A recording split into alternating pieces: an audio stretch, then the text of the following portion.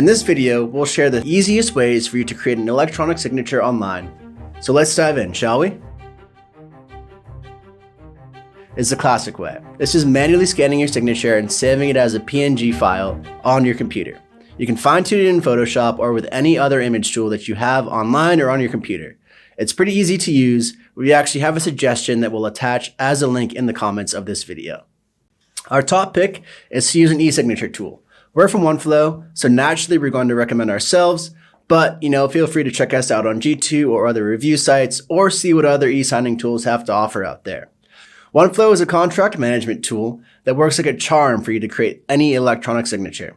You can sign any document that you need to sign, and you can start a free trial account at any time just by going to our website. All you really have to do is just create an account or upload a document, and then voila, it's done. And there you have it. Super easy, super user-friendly ways to create an online signature.